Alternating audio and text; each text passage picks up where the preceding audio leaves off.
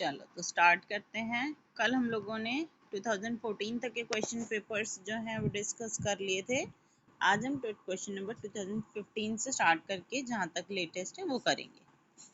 तो 2015 के अंदर सबसे पहला है, एक जेनेटिस्ट है, यानी कोई जेनेटिक्स स्टडी करने वाला कोई साइंटिस्ट है जो इनहेरिटेंस वेरिएशंस इन सबको स्टडी करना चाहता है। तो वो एक शॉर्टर लाइफ साइकिल वाले ऑर्गेनिज्म को चूज करता है। रीजन प्रोवाइड करना है क्योंकि शॉर्टर लाइफ साइकिल होगी तो उससे क्या होगा, नंबर ऑफ जनरेशंस जो है वो जल्दी जल्दी उसको मिल जाएगी। एक शॉर्टर लाइफ साइकिल के अंदर, शॉर्टर टाइम स्पैन के अंदर जो नंबर ऑफ जनरेशन है उसको मिल सकती है, इसीलिए वो क्या करेगा, शॉर्टर लाइफ साइकिल वाले ऑर्गेनिज्म को चूज करेगा।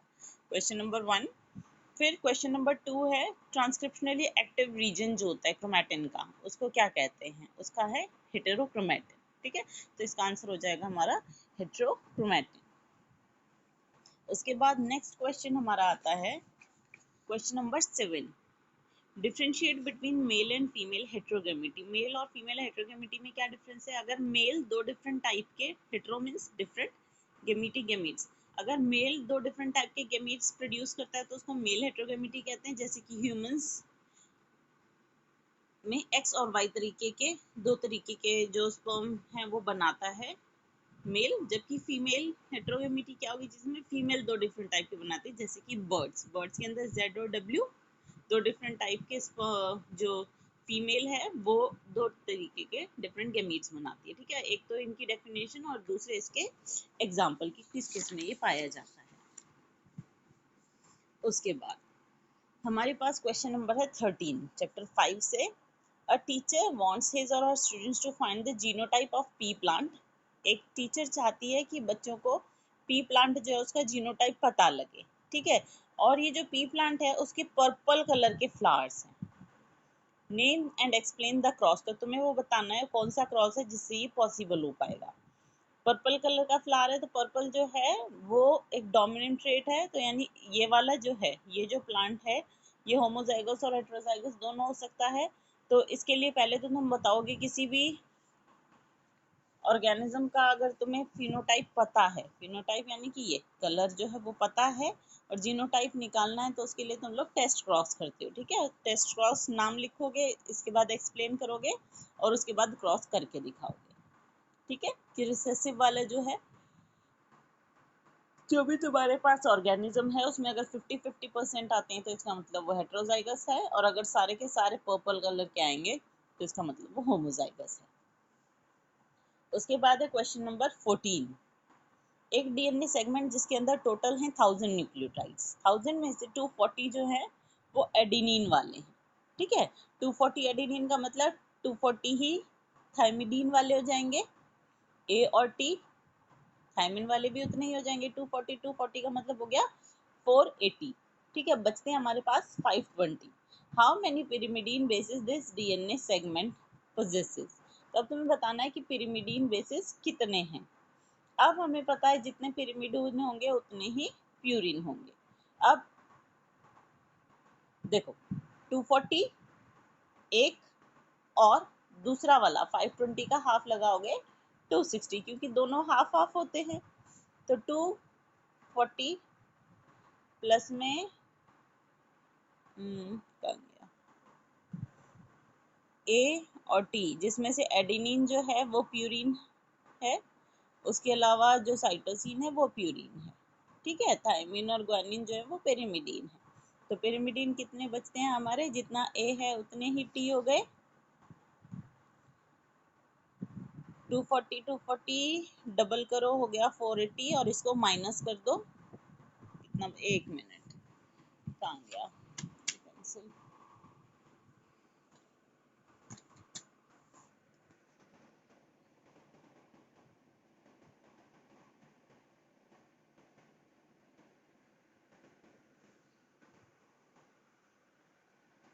ठीक है, 240 ये हो जाएंगे और 260 वो हो जाएंगे, तो 500 के अराउंड। 240 प्लस 520 का हाफ 260। ठीक है, नहीं करना चाहिए।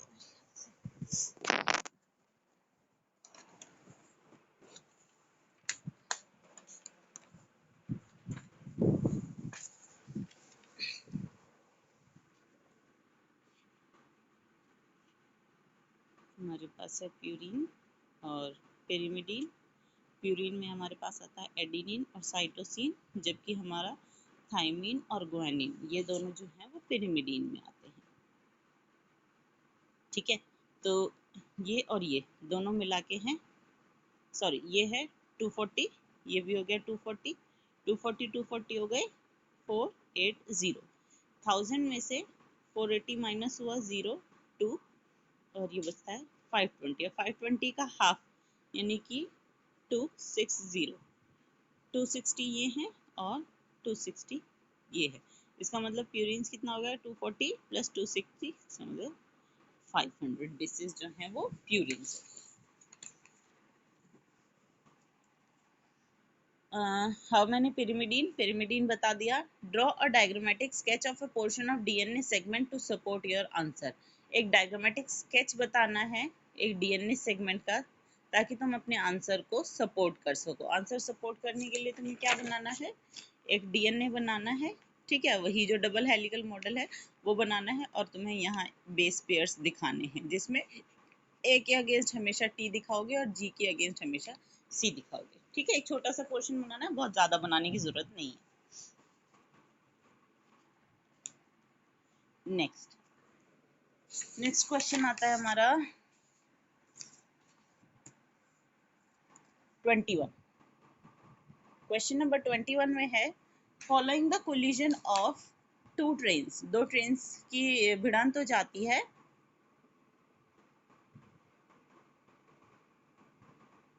जिसकी वजह से बहुत सारे लोग जो है वो मारे जाते हैं और पहचाने नहीं जाते। ठीक है, तो अथॉरिटीज चाहती हैं कि जो लोग मर गए हैं वो उनके रिलेटिव्स को दिए जाएं। तो एक मॉडर्न साइंटिफिक मेथड बताना है, उसका प्रोसीजर बताना है, जिससे उनकी किनशिप यानी भाईचारा पहचाना जा सके, उससे रिश्तेदार जो है वो पहचाने जा सकें। तो इसका आंसर आएगा हमारा डीएनए फिंगरप्रिंटिंग। और इसके बाद इसका प्रोसीजर यानी वो जो 6 पॉइंट्स थे कि पहले डीएनए आइसोलेट करेंगे, डीएनए आइसोलेट करने के बाद उसको फ्रेगमेंट करेंगे, फ्रेगमेंट करने के बाद फिर उसको प्रोब्स से आइडेंटिफाई करेंगे। जो 6 पॉइंट्स थे वो 6 पॉइंट्स यहाँ 3 नंबर में आएंगे। ठीक है, इसके बाद हमारा नेक्स्ट आ जाता है question number 25। Explain the genetic basis of blood grouping in human population. Blood grouping का जेनेटिक बेसिस लिखना है, यानी पूरा तुम्हें बताना है कि 3 टाइप के एलील्स होते हैं, आई ए, आई बी और स्मॉल आई, और उनके कॉम्बिनेशन से किस तरीके से जो ब्लड ग्रुप है ए बी और सी बनते हैं, यानी मल्टीपल एलीलिज्म पूरा समझाना है। ठीक है, और साथ में कोडोमिनेंस भी समझाना है। हाउ डिड, या तो ये करोगे या फिर हर्षे और चेज का एक्सपेरिमेंट जो था ट्रांसफॉर्मेशन वाला, वो तुम्हें पूरा एक्सपेरिमेंट एक्सप्लेन करना है 5 नंबर में। तो एक 5 नंबर का क्वेश्चन तो तुम लोग मान ही सकते हो कि चैप्टर 5 या 6 में से आता है। अगला क्वेश्चन करते हैं 2016 में से। एक मेल हनी बी है, क्वेश्चन नंबर फर्स्ट। एक मेल हनी बी है जिसमें 16 क्रोमोसोम है, जबकि जो फीमेल है उसमें 32 क्रोमोसोम है। एक रीजन बताना है। रीजन क्या है कि इनके अंदर जो हनी बी है उसके अंदर हैप्लोडिप्लॉइड सेक्स डिटर्मिनेशन होता है, जिसमें जो मेल है वो अनफर्टिलाइज्ड एग से बनते हैं, जबकि जो फीमेल है वो फर्टिलाइज्ड एग से बनती है। उसके बाद हमारा नेक्स्ट क्वेश्चन आएगा question number 7। Following are the feature of genetic code. ये कोड की फीचर्स दे रखी हैं और इनको हर किसी को एक्सप्लेन करना है। ठीक है, 1 2 3 4 half of marks each. Stop codon, what does each indicate, हर कोई क्या बताता है। स्टॉप कोडोन क्या है, ये 3 कोडोन्स है जहाँ पे जिनके अगेंस्ट कोई टीआरएनए नहीं होता या जो कि ट्रांसलेशन को स्टॉप कर देते हैं। अनएम्बिगुअस कोडोन, अनएम्बिगुअस कोडोन का मतलब है कि एक जो कोडोन है वो एक टीआरएनए या एक अमाइनो एसिड को कोड करेगा। ठीक है, तो 1:1 है। डीजेनरेट का मतलब है कि एक अमाइनो एसिड एक से ज्यादा कोडोन से कोड होते हैं। और यूनिवर्सल कोडोन, इसका मतलब है कि सेम कोडोन जो है, अगर कोई एयूजी मिथ्योनिन कोड कर रहा है मेरे अंदर, तो वो मंकी हो, रैबिट हो या किसी और ऑर्गेनिज्म में भी सेम चीज करता है। ठीक है, सेम चीज कोड करता है। इसके बाद हमारा नेक्स्ट क्वेश्चन आएगा question number 12। What is a test cross. एक टेस्ट क्रॉस क्या होता है, ये एक वो क्रॉस है जिसमें हम जो भी अननोन जीनोटाइप वाला ऑर्गेनिज्म है, प्लांट है, उसको हम लोग क्रॉस कराते हैं उसके होमो रिसेसिव होमोजाइगस से। How can it decipher the heterozygosity, कैसे हेट्रोजाइगोसिटी कैसे बता सकता है, अगर जो रिजल्टेंट है F1 जनरेशन जो टेस्ट क्रॉस है इसका रिजल्ट 50-50% है, दो डिफरेंट टाइप के तुम लोगों को फिनोटाइप्स देखने को मिलते हैं, तो इसका मतलब वो हेट्रोजाइगस है।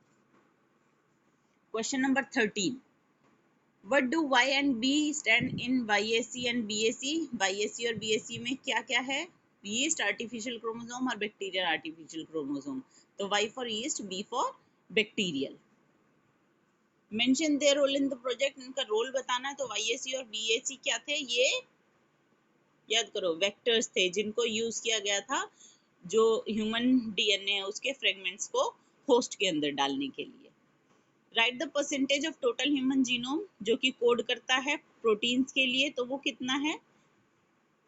वो मेरे ख्याल से 0.01% था, या सॉरी लेस देन 2%, ये 2% के अराउंड था जो कि कोड करता है।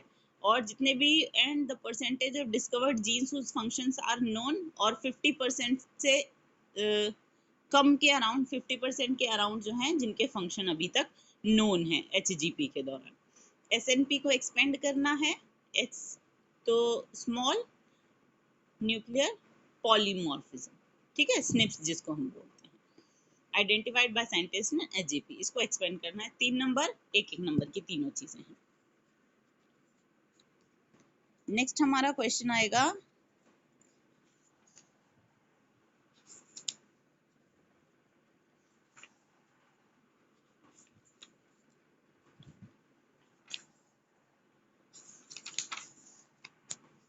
क्वेश्चन नंबर 25, डिस्क्राइब मेजल्सन और स्टॉल का एक्सपेरिमेंट जिसमें हैवी नाइट्रोजन यूज की गई थी 1958 में इकोलाई के ऊपर। क्या कंक्लूजन था इनका? कंक्लूजन था semi conservative mode of DNA replication, ठीक है। पूरा एक्सपेरिमेंट डिस्क्राइब करोगे और लास्ट में कंक्लूजन लिखोगे कि ये पता चला था कि DNA जो है सेमी कंजर्वेटिवली रेप्लिकेट करता है। उसके बाद है describe the process of transcription in bacteria, या तो ये करोगे या फिर ये करोगे, असाइनमेंट में दोनों करोगे।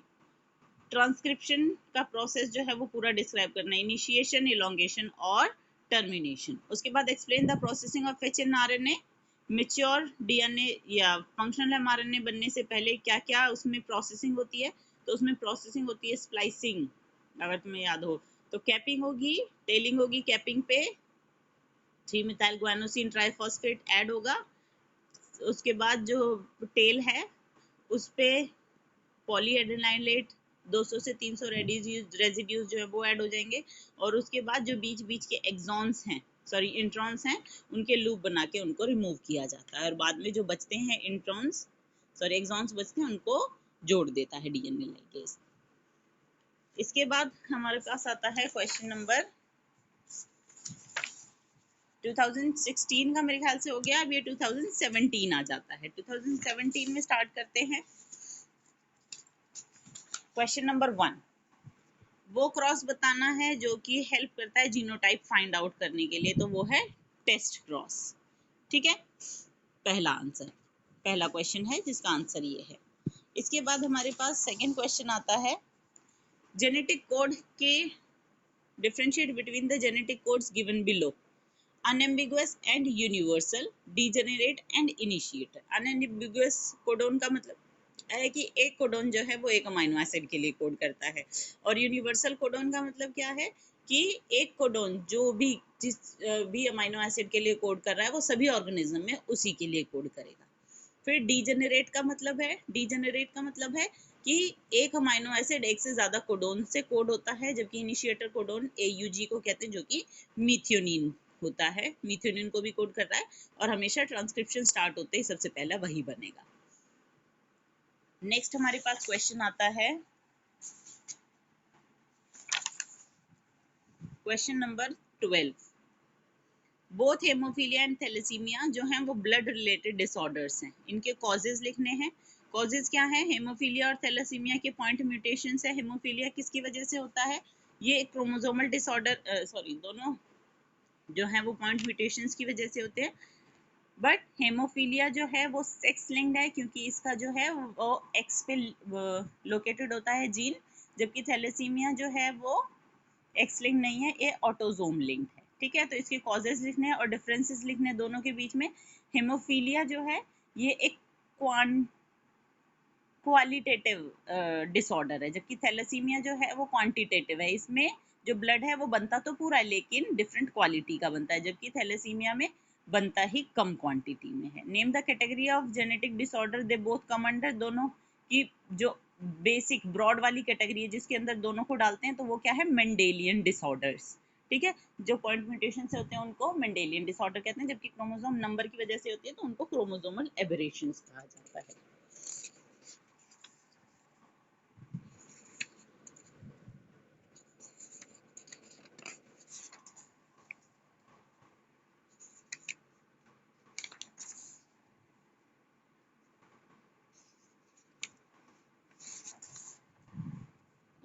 नेक्स्ट क्वेश्चन है question number 26। Describe the structure and function of tRNA. TRNA का स्ट्रक्चर बताना है और फंक्शन बताना है। Why is it refer to adapter molecule. Adapter क्यों बोलते हैं, क्योंकि इसके पास ये दोनों के बीच में कनेक्टिंग लिंक का काम करता है। एक तरफ एमआरएनए को आइडेंटिफाई करता है और दूसरी तरफ जो है अमाइनो एसिड जो है उसको बाइंड करता है। तो ट्रांसक्रिप्शन और ट्रांसलेशन के बीच में जो है वो कनेक्टिंग मॉलिक्यूल का काम करता है, इसीलिए इसको अडेप्टर कहते हैं। स्ट्रक्चर और फंक्शन दोनों चीजें बतानी है। उसके बाद explain the process of splicing, ये 2 नंबर का है। 3 नंबर में स्प्लाइसिंग आएगा। ठीक है, स्प्लाइसिंग के तीनों स्टेप्स, कैपिंग, टेलिंग और फिर लास्ट का जो स्प्लाइसिंग है वो बता देनी है कि लास्ट में इंट्रॉन्स जो है उनको कट करके निकाल दिया जाता है। Right the different components of lac operon and E coli. E coli के अंदर डिफरेंट कंपोनेंट्स बताने हैं। Explain its expression while in open state, जब ये ओपन स्टेट में है यानी जब क्या बोलते हैं लैक्टोज प्रेजेंट है उस टाइम पे लैकोपेरॉन चालू रहता है तो उस टाइम पे कैसे काम करता है वो बताना है। ठीक है, कंपोनेंट्स का मतलब है कि तुम्हें बताना है उसमें प्रोमोटर है, ऑपरेटर है, स्ट्रक्चरल जीन्स है, किस चीज के लिए कोड करते हैं वो सारी चीजें बतानी है। ठीक है, तो इन शॉर्ट तुम्हें लैकोपेरॉन जो है वो एक्सप्लेन करना है। यहाँ पे role of inducer, role of inhibitor, ये सारी चीजें तुम्हें इसमें बतानी पड़ेगी, कोई भी चीज मिस नहीं करनी है। 2018 पे आ जाते हैं। 17 किया हम लोगों ने अभी। Write the dual purpose served by deoxyribonucleoside triphosphate. जो डीऑक्सीराइबोन्यूक्लियोसाइड ट्राइफॉस्फेट है जैसे कि एटीपी, जीटीपी, यूटीपी, सीटीपी, इनका पॉलीमराइजेशन में डुअल पर्पस क्या होता है, पहला तो ये एनर्जी प्रोवाइड करते हैं। जब इनका फॉस्फेट ब्रेक करता है तो उनमें से जो एनर्जी मिलती है वो एनर्जी यूज होती है, और प्लस जो बाद में बचता है न्यूक्लियोसाइड बचता है, ये इतना बचता है बिना फॉस्फेट वाला, वो एक स्ट्रक्चरल यूनिट का काम करता है। ठीक है, याद नहीं हो तो ट्रांसलेशन में जाना, जहाँ चार्जिंग ऑफ टीआरएनए लिखा हुआ है वहां पे लिखा हुआ है कि डीऑक्सीराइबोन्यूक्लियोसाइड ट्राइफॉस्फेट किस तरीके से डुअल पर्पस सर्व करता है। 1 नंबर है लेकिन 2 पॉइंट्स पूछे गए हैं।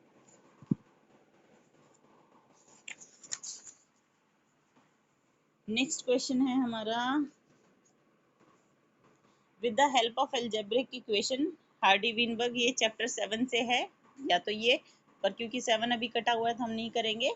All the prokaryotic cell, prokaryotic cell का न्यूक्लियस डिफाइन नहीं होता, फिर भी जो डीएनए है वह सारे में स्कैटर्ड फैला हुआ नहीं होता। क्यों, कैसे एक्सप्लेन करोगे, क्योंकि जो न्यूक्लियर रीजन है उसके अंदर पॉजिटिव प्रोटीन्स होते हैं, वो पॉजिटिव प्रोटीन्स के आसपास जो है वो डीएनए बाइंड रहता है और इस तरीके से वो हमेशा सिर्फ न्यूक्लियर रीजन तक ही जो है वो लिमिटेड रहता है। इसके बाद नेक्स्ट क्वेश्चन हमारा आएगा question number 12। Expand VNTR, variable number of tandem repeats. इसका रोल क्या है डीएनए फिंगरप्रिंटिंग में, इसको प्रोब की तरह यूज किया जाता है।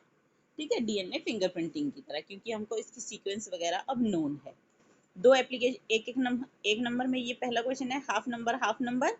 List any 2 application of DNA fingerprinting. 2 application बतानी है कि फॉरेंसिक साइंसेज में इसको यूज करते हैं, पैटर्निटी टेस्टिंग के लिए या फिर जो क्रिमिनल रिकॉर्ड्स हैं, क्रिमिनल आइडेंटिफिकेशन के लिए इसको यूज किया जाता है। नेक्स्ट क्वेश्चन हमारा आता है बर्ड्स में, क्वेश्चन नंबर 15। बर्ड्स में सेक्स डिटर्मिनेशन का मैकेनिज्म बताना है। बर्ड्स हैं तो फीमेल हेट्रोगेमिटी देखने को मिलती है, और ह्यूमन बींग से कैसे अलग है, क्योंकि यहाँ पे मेल हेट्रोगेमिटी देखने को मिलती है। पूरा 3 नंबर में है, तो तुम्हें पूरा डायग्राम बना के कि बर्ड्स फीमेल के अंदर ZW होता है, मेल के अंदर ZZ होता है, फिर इसमें से Z और W 2 टाइप के गेमीट्स बनते हैं। ठीक है, इस तरीके से पूरा एक्सप्लेन करना है। उसके बाद नेक्स्ट हमारा आता है क्वेश्चन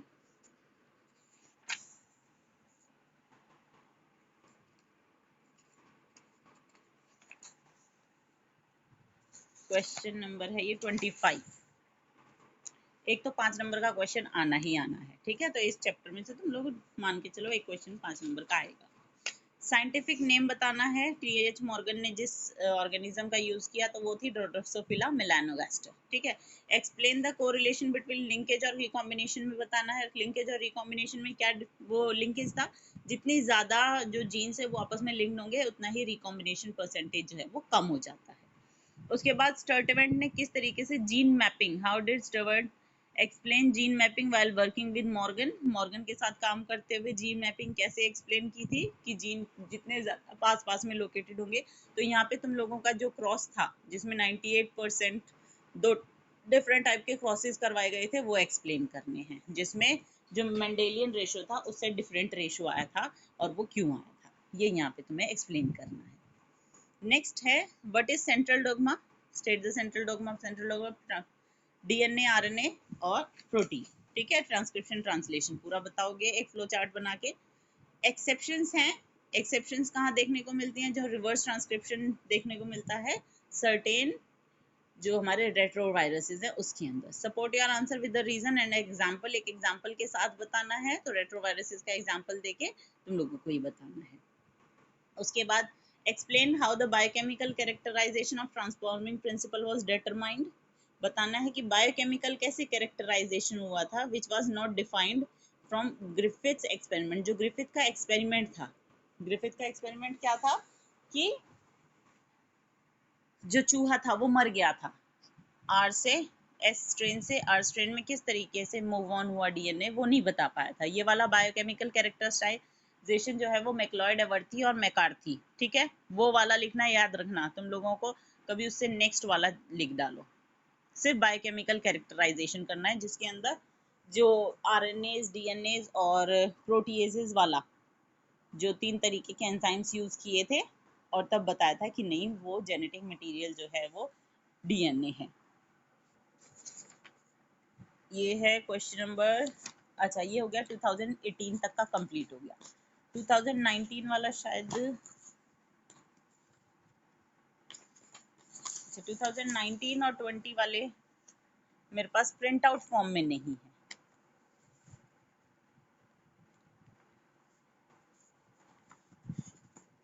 वो मैं देख के तुम लोगों को फिर बता दूंगी, ठीक है। आज के लिए अभी खत्म कर देते हैं। मैंने 35 वैसे आधे घंटे की ही रखी थी आज की क्लास।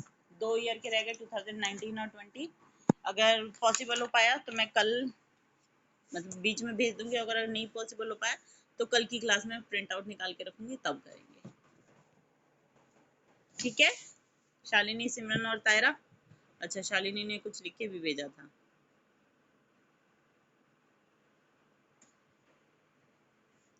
शालिनी यहाँ तो अटेंडेंस की जरूरत नहीं होती बच्चे,